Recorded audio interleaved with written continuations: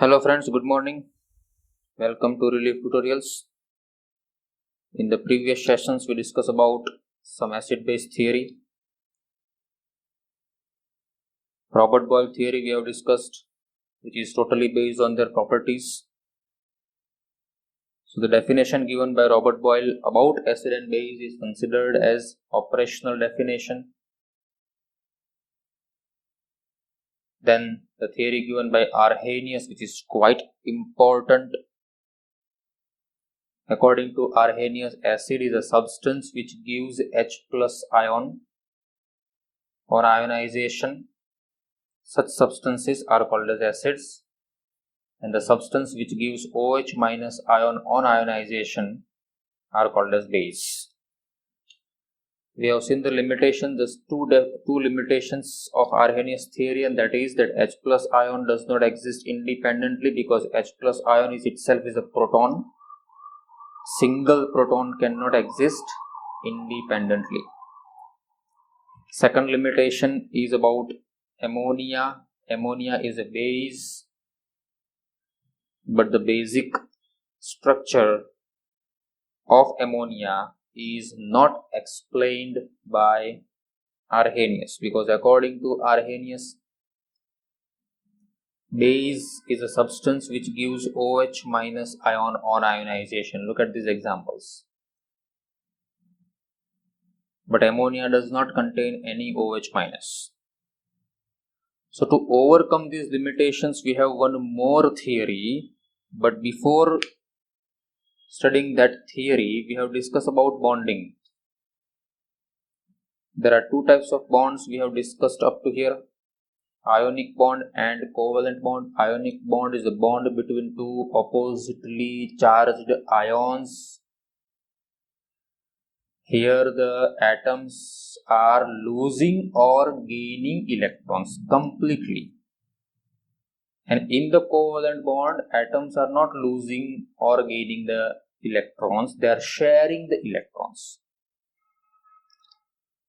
Whatever the number of electrons are shared, this pair is called as shared pair of electrons. If one pair is shared, that is called a single covalent bond. Two pair is shared, it is called as double covalent bond. And if three electrons are shared, triple covalent bond. If the bond is formed, if the covalent bond is formed between the two same type of atoms, chlorine, chlorine, fluorine, fluorine, oxygen, oxygen, nitrogen, nitrogen, in this shared pair of electron remains exactly between these two atoms. So such type of bond is called as non-polar covalent bond.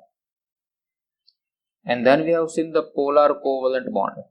We are still going to discuss some more examples on this, but already we have taken two examples: hydrogen chloride in H and Cl. This bond is towards chlorine because chlorine's electronegativity is more than hydrogen. So chlorine seems to be partially negative and hydrogen is partially positive. This arrow indicates that the shared pair of electron is slightly more attracted towards chlorine. In the simple language, if you see the difference between these two, now the new discussion, please be concentrated. What is the difference between this NaCl and NaCl is having the ionic bond? What is the difference between these two, NaCl and HCl?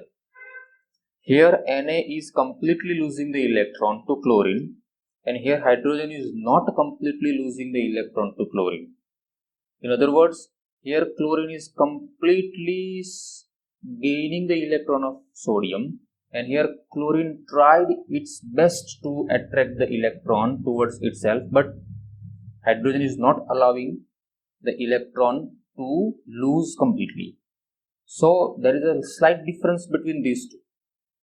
There is a slight difference between the polar covalent bond and ionic bond.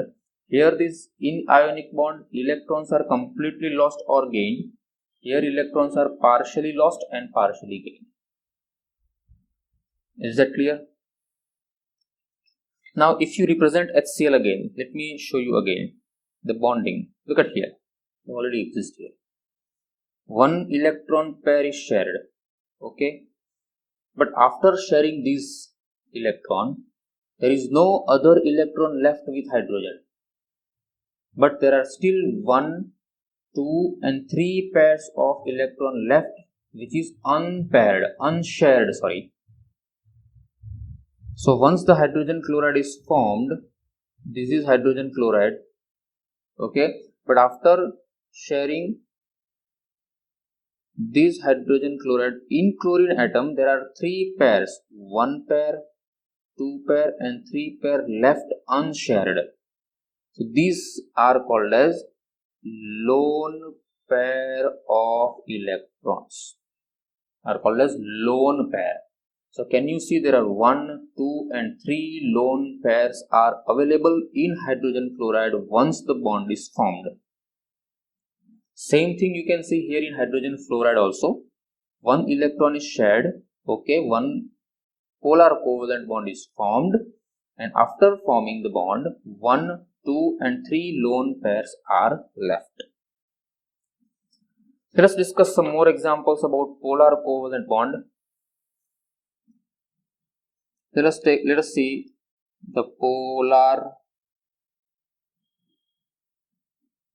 covalent bond in water, H2O. See, what is the atomic number of hydrogen? 1. So it has only 1 electron for sharing. And what about oxygen? Oxygen atomic number 8.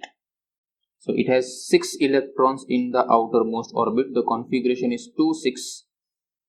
We are just showing the outermost orbit electrons. So 6 electrons are present in the outermost orbit. 6 is here, 2 is deficient. 6 are there, it want to form 8, so it requires 2 electrons for sharing, but hydrogen has only 1. So such 2 hydrogens required. Both hydrogen will share 1 electron with oxygen. Let me show you the diagram. So these two reacts. Look at the diagram please. Oxygen has 1, 2, 3, 4, 5 and 6 electrons in the outermost orbit. There are 2 hydrogens here. Both hydrogen will share 1 electron. So this is, let us show the electron of hydrogen as cross. So 1 electron shared by 1 hydrogen here. So this is the polar covalent bond formed. Now the structure of hydrogen is completed. Dual configuration achieved. But what about the oxygen? Calculate 1, 2, 3, 4, 5, 6 and 7. 1 more hydrogen is here. So that hydrogen combined here. So another covalent bond is formed here. Structure of hydrogen is again completed, and now the structure of oxygen also completed. Are you getting this? So look at the electrons of oxygen. 1, 2, 3, 4, 5, 6, 7, 8. Configuration of hydrogen also completed. Configuration of these hydrogen also completed, and configuration of oxygen also completed. This is electron dot formula of water. Bond wise, oxygen, one of the bond is here, one of the bond is here, hydrogen and hydrogen. The bond is towards oxygen because obviously its nucleus is more powerful. Its nucleus is more powerful than hydrogen, so oxygen is trying to attract the electrons of hydrogen, but hydrogen is not completely allowing to lose the electrons. So the bond, this shared pair of electron which is formed here, is slightly more attracted towards oxygen. So so the oxygen is partially negative and hydrogen is partially positive. Okay.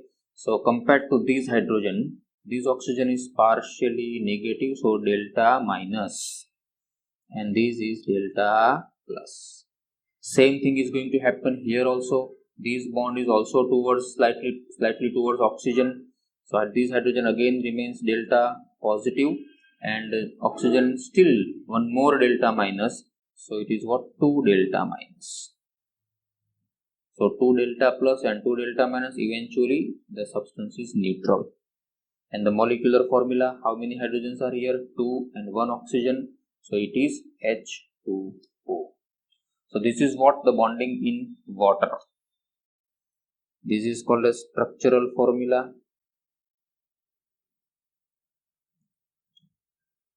This is called as molecular formula.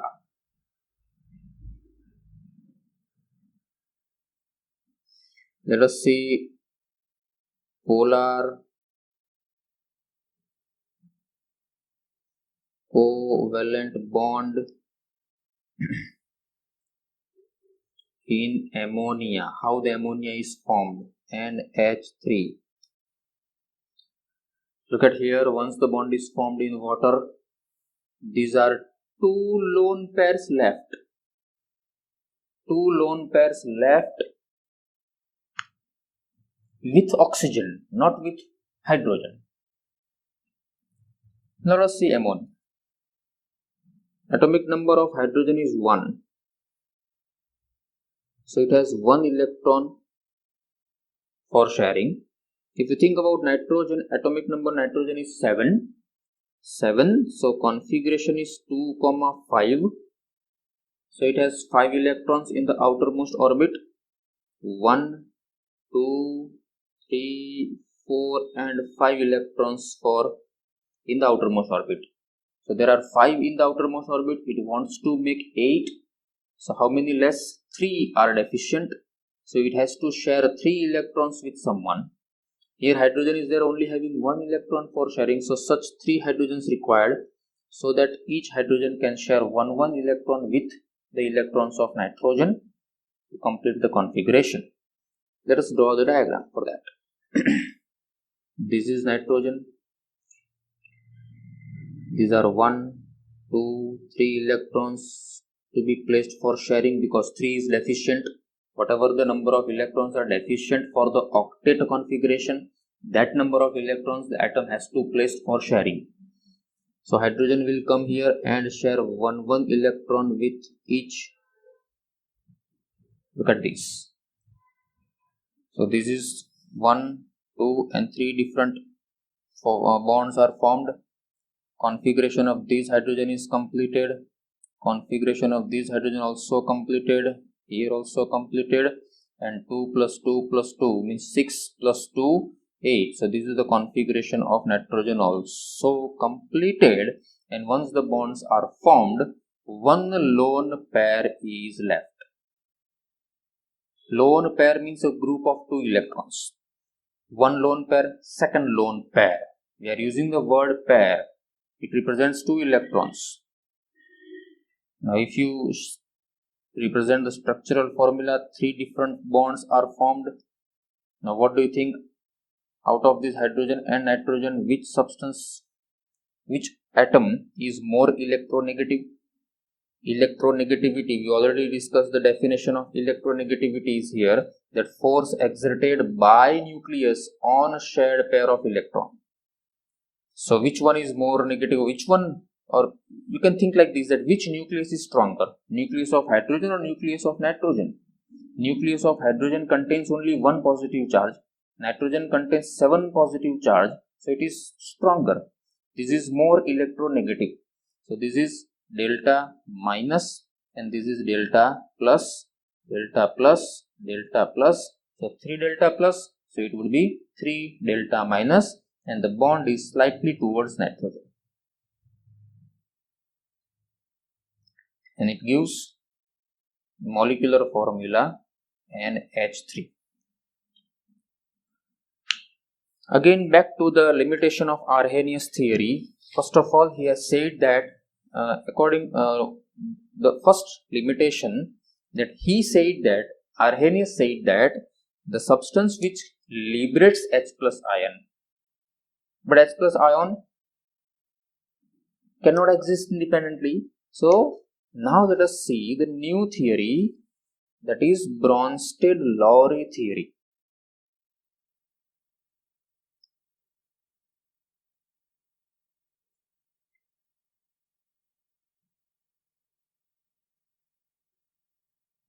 BL theory.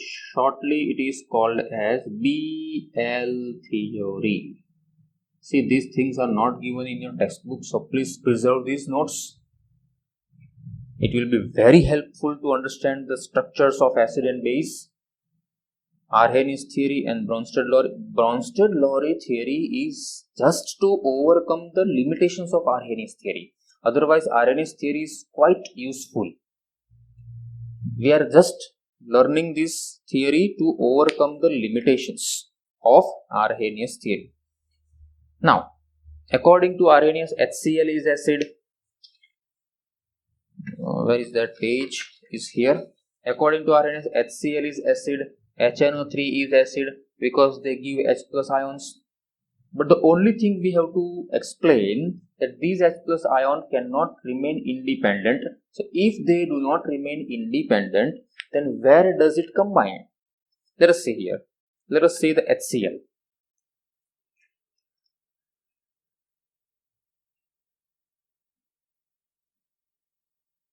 HCl, let me draw the structure of HCl. H, Cl, and once the bond is formed, Cl has 3 lone pairs left. The bond is slightly towards chlorine, the original structure I am drawing. If we dissolve this HCl in water, and we know the structure of water also, and once the bond is formed, 2 lone pairs are left. Consider this is one of the vessel and this is water. So many molecules of water are there. We know the water is neutral. We know the water is stable solution. Now listen to me carefully and observe. Let us add one molecule of HCl.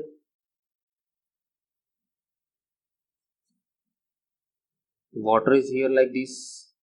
Number of water molecules are present here. 2 lone pairs are there. Lone pairs are quite important to understand. Okay, and we are adding one of the HCl.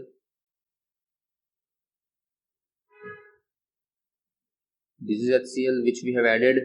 Many water molecules. I am just representing one of the water molecule. Otherwise, many water molecules are present here. One of the HCl we have added.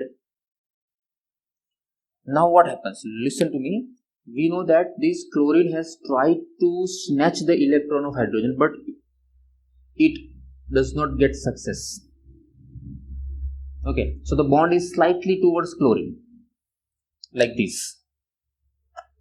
Now, at a given temperature, at whatever the temperature we are doing this process, let us say at 30 degrees Celsius or 25 degrees Celsius or more than that maybe, at a given temperature, each and every molecule, each and every atom having certain kinetic energy, and due to that energy, each and every molecule are vibrating. Now, due to vibration, what happens? When this HCl is added in water, all the water molecules are already having certain energy. Now, when HCl is added, these having 3 atoms. Look at this. Water has how many atoms? 3 atoms. And HCl has how many atoms? 2 atoms. So ultimately, kinetic energy of H2O is more than the kinetic energy of HCl. Now H2O having more kinetic energy and HCl having less kinetic energy. So when they both come in contact with each other, energy transfers from higher energy molecule to lower energy molecule. This is a common funda. When two energetic particles came in contact, higher energy particle transfer the energy to the lower energy, means HCl is going to absorb the energy from water. Now let us consider 100 units of energy is absorbed by HCl from water. Just we are taking the example for our understanding. In short, HCl is going to absorb the energy from the surrounding water molecules. Let us consider one HCl molecule is absorbing 100 units of energy. Now these 100 units of energy absorbed by HCl will be divided into H and Cl, because both the atoms are going to absorb certain amount of energy. What do you think? Out of these 100 units of energy, 50 unit absorbed by H and 50 unit absorbed by chlorine? No, because chlorine contains more number of electrons and protons. Hydrogen having only one proton in the nucleus and one electron which is already shared and which is already towards chlorine. So most of the part of the absorbed energy by HCl will be absorbed by chlorine. So chlorine becomes highly energetic. And using this energy, listen to me, using this energy, hydrogen and chlorine having this type of bonding or not? I am drawing the rough diagram here.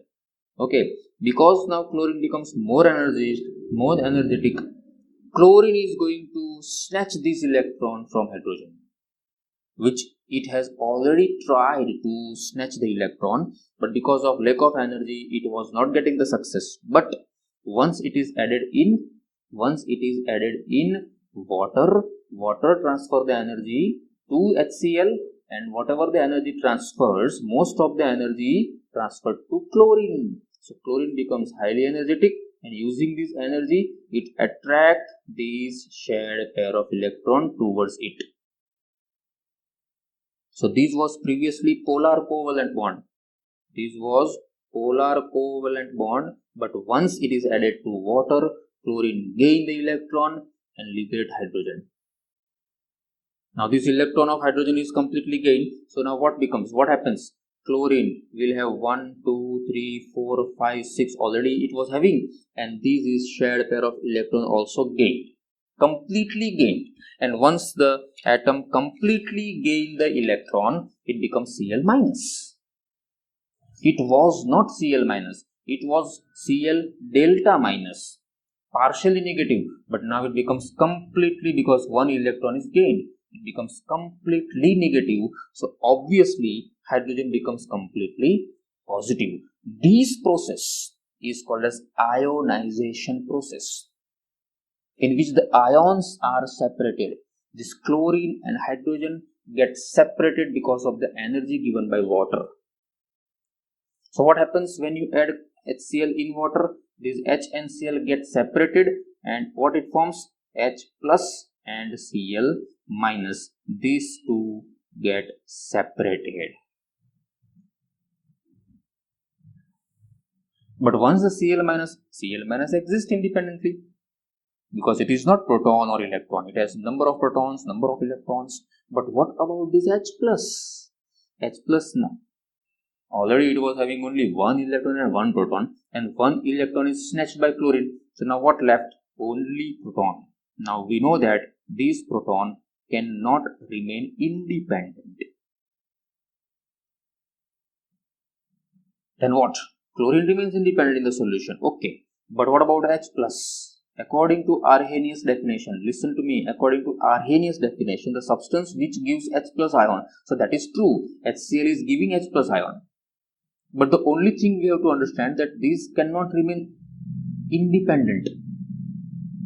Now this poor H plus, which is not having any electron for sharing, one was there which is snatched by chlorine, ran away. Now what about H plus, the poor fellow H plus? Now first of all tell me, who is responsible for breaking these two? H and Cl get separated. Who is responsible for that? The mischievous water? Yes. Due to water, these two get separated. Okay. But now HCl is enjoying the independence. But H plus cannot remain independent. It is quite unstable. So now what to do? Now H plus goes to water for complaining that why you do this to me. I cannot remain independent. What H plus is saying to water, I cannot remain independent. You are responsible for breaking the bond between me, means hydrogen and chlorine. So now occupy me anyhow. So water is the kind molecule. It try to occupy the hydrogen H plus. So water saying to H plus that okay, due to me you got separated from chlorine. Now attached to me, where is your electron? What H plus is saying? I don't have any electron for sharing, so how can I attach to you? Now oxygen's lone pair came into the existence, came into the action. What water is saying to H plus? Don't worry. If you don't have any electron for sharing, I have one lone pair for sharing. So what water will do? Water keep this lone pair for sharing with hydrogen. Let me draw the structure for you like this. This is water having 1 and 2 lone pairs. This is water already. Now one lone pair is kept here for sharing. Indirectly what I can say that one electron from lone pair is given to H plus, and this is the new shared pair of electron. Because H plus cannot remain independent, it goes to water and connect to water by the lone pair because it is not having any electron. So how can it attach to the oxygen or any one of the atom? So oxygen has lone pair left. So one lone pair is sacrificed by oxygen to occupy H plus with it. So this is the new format. This is the only thing which cannot be explained by Arrhenius, which is explained by Bronsted and Lowry. Now what happens? That this H plus is connected to this and one Cl minus is separated. So can you understand this reaction? Can you understand this chemical reaction that HCl, H2O, now H and Cl is broken into what? H plus and Cl minus. Now this H plus is combined to water, okay, and Cl minus left. So let me write here like this. HCl plus H2O we have taken. And now what is this? Can you see this? How many hydrogens? 1, 2 and 3. But this third hydrogen having some charge. Previously water was neutral. This is 2 delta minus, delta plus already was neutral, but because of the presence of this. How many hydrogens totally now? 3. So this is H3O and having 1 plus charge and Cl minus charge is left. So this is the format. Now in your vessel, you have taken H2O, you have added 1 HCl, but now what is there in your vessel now? That whatever the 1 HCl we have added, so 1 H3O plus ion and Cl minus. So in place of writing H plus and Cl minus, what we are writing? We are writing H3O plus and Cl minus. So HCl is acid according to Arrhenius theory and according to Bronsted-Lowry theory also. But what is the definition of Bronsted-Lowry theory? Look at here. What we have taken? Let me write it again. What you have taken? You have taken HCl in water. So HCl plus H2O. Now what happened to HCl? From HCl, H plus and Cl minus is separated. Now this H plus goes to what? H2O to form H3O plus ion and Cl minus ion. Okay, so can you see that this is the new ion called as hydronium ion? But the definition of Bronsted-Lowry, according to Bronsted-Lowry, acid is a H plus donor. The substance which gives H plus, donate. Okay, so acid is a substance which gives H plus, which donate H plus. So can you see from these two substances who gives H plus? So I think HCl is giving H plus to H2O. So this is acid. And base is a substance which accept H plus. So who accept H plus? H2O is accepting H plus. So this is base. So H plus means proton, we can say. So acid is a proton donor and base is a proton acceptor. So in this example, HCl is donating H plus to H2O. We have seen. So HCl is acid because it is donating H plus, and water is accepting H plus. So it forms base. So this is the overcoming of first limitation of Arrhenius theory, that according to Arrhenius, the substance which liberates H plus, that is true that it liberates H plus, but the only thing we have added is this H plus cannot remain independent and it goes to the water and combine there. That's all. There is only difference between these two theories, Arrhenius theory and BL theory. But this is quite understanding and it is quite useful for your future concepts. Okay, one more example if you take. Now I am writing just HF when added to water. So when you take the vessel of H2O and you are adding HF. Now tell me, out of these two, which will be more energetic? Obviously water, because it has 3 number of atoms and it has 2 atoms only. So highly energetic particle give energy to the less energetic particle. So because of the energy, H and F will get separated as H plus and F minus. Now F minus can remain independent, okay, but H plus cannot remain independent, so it goes to water and it forms H3O plus ion. In place of H plus, we are writing H3O plus. Otherwise, the properties of both these two are same. So here again, HF is a substance which donates H plus. So this is acid. Water accepting H plus. So this is base according to BL theory. Let us take the example of ammonia. The second limitation, let us explain how the ammonia behaves as a base. What is the definition of base according to Arrhenius? Try to remember.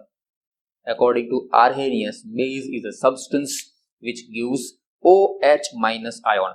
But if you write the formula of NH3, where is OH in this? No OH. But let us see now what happens in this. Consider this is vessel. We have taken water. Okay, and this is ammonia. Let us add one molecule of ammonia. So ammonia is like this. If you remember, one lone pair is here and 2 lone pairs are with oxygen in water. Now tell me, which one is more energetic, H2O or ammonia? H2O contains 3 atoms, ammonia contains 4 atoms, 3 atoms of hydrogen, 1 atom of nitrogen. So here ammonia is more energetic as compared to water. So here the energy will be transferred from ammonia to water. Reverse thing happening here. Now due to, see this is the polar covalent bond. These bonds are already towards oxygen. Now due to more energy transferred from ammonia to oxygen, not only oxygen, water, but oxygen has more number of particles, so it will absorb most of the amount of energy. Because of this energy, oxygen is going to snatch the electron of hydrogen. Out of these two, one of the bond will be broken. Now if you think like this, oxygen is here, this is shared pair of electron with 1 hydrogen, and these are the 2 lone pairs left. Now this shared pair, out of these two, one of the electron will be snatched by oxygen. So if you think this electron is gained by oxygen, then what left? Then I think the structure will be like this. This pair is accepted by oxygen, is taken by oxygen, and now hydrogen left as H plus. And what is this? This is OH and 1 electron gained, so it becomes OH minus. So here water is getting ionized like this. Can I write like this, that NH3 plus H2O we have taken? But again the same question, what about this H plus? Means here in vessel what happens? Water is divided into 2 parts, OH minus and H plus. Now OH minus is enjoying the independence, but what about this poor H plus? Who is responsible for this situation of H plus? Ammonia. So it goes to ammonia and asks for the help. H plus is requesting ammonia that please accept me. but again it is not having any type of electron for sharing. So this lone pair of nitrogen will be useful for that. So what this NH3 will do? NH3 already having 3 hydrogens combined by the covalent bond. Okay, this one lone pair will be kept here and H plus also accumulated. So this is the new structure formed. Can you see 1 nitrogen and 1, 2, 3, 4 hydrogens and 1 plus charge. So this is called as NH4 1 plus ion. If you remember the name, it is ammonium ion. This happens to water. So eventually, what is there in your vessel now? Look at here. NH3 you have taken, water was already present. Water is getting the ionized and it gives OH plus and OH minus ion. OH minus ion is enjoying the independence. Okay. But what about this H plus? H plus goes to ammonia. Ammonia occupy H plus and converts itself into NH4 plus. So can you see that it gives OH minus ion? This was not explained by Arrhenius, but here we can see that NH3 when dissolved in water, it gives OH minus ion, so it is base. And here is acid. Now look at the now according to definition of Bronsted-Lowry. What is the definition according to Bronsted-Lowry theory? According to Bronsted-Lowry, acid is a H plus donor. So who is H plus donor here? Water is donating H plus to ammonia. So water is acid and ammonia is base because it is accepting H plus. H plus acceptor is called as base. So here ammonia is accepting H plus. So this is how the basic nature of ammonia is explained by Bronsted-Lowry theory. You might have a question in your mind that why sir is discussing all these things. See, in future, in the next part of chapter, many times we are going to take ammonia as a base. So at that time, you should not have any question that why ammonia is base, because it is not having OH minus. But we know its aqueous solution. This is aqueous solution, no? So its aqueous solution is having what? OH minus ion like this. So if you analyze these two examples simultaneously, one of HCl and one of, so here HCl is acid, water is base, here ammonia is base and water is acid according to BL theory. So can you see that water behaves as base also and water sometimes behaves as acid also. Such type of substance which behaves as acid as well as what? Base, such type of substance are called as amphoteric substances.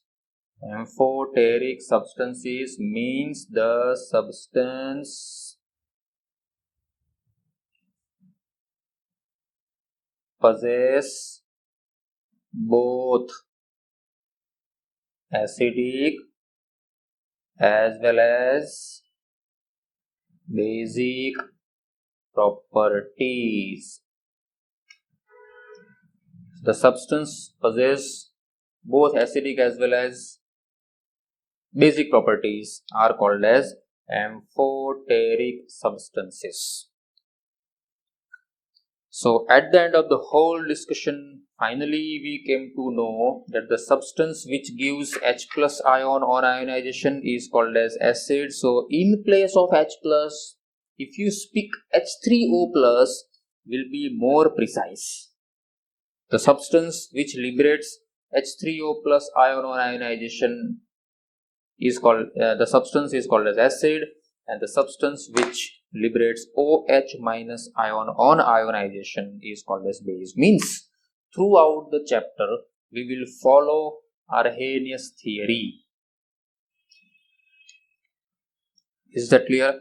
So at the end of this, let us make a list of some acid and base, because we are having the chapter acid base, so you should have the knowledge of at least 5 or 6 acids and 5 or 6 base. Acids, The most important acid is HCl, hydrochloric acid. See, all the acids are always found in their aqueous solution only. HNO3 nitric acid,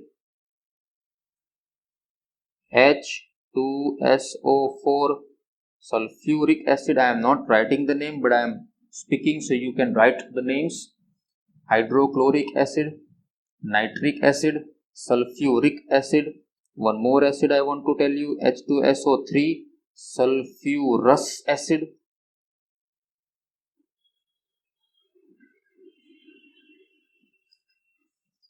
One more, H2CO3 carbonic acid, H3PO4 phosphoric acid, and the very famous CH3COOH acetic acid, also called as ethanoic acid. You can analyze each and every acid whether they are liberating H plus or not. Can you see here the two ions present, H plus and Cl minus? So when it will be dissolved in water, it will give H plus and Cl minus. In this HNO3, we are having H plus and NO3 minus ion. In H2SO4, we have H plus and SO4 2 minus ion. We have two hydrogens, so 2 H plus liberates like this. In H2SO3, the same situation. SO3 is 2 minus and H plus and such two ions, because you can see H2 here. Same situation in H2CO3. CO3 is 2 minus and H plus and such two ions. In H3PO4, PO4 is 3 minus and H plus, such how many? 3 different H plus ions are formed. And the ionization of this is quite interesting. We have CH3COO 1 minus and H plus. This is 1 minus and this is 1 plus. So in each and every acid we can see there is one H plus, at least one H plus ion liberates. What about the base? Let us see some bases. Important base is NaOH, sodium hydroxide. It has two ions, Na plus and OH minus. Then KOH, potassium hydroxide, K plus and OH minus. LiOH, lithium hydroxide, Li plus and OH minus. CaOH twice, so it gives Ca2 plus and OH minus ion. Many such examples you can take. Base are less. 4 base is important for us. Look at this. So go through these theories. You can see the video number of times to understand the topic. I know it is very difficult to understand because it is quite complicated. But if you observe it one by one and again, try to make the notes, then only you can go through this. Next we will see the chemical properties of acid and base from our textbook. Till then, best of luck.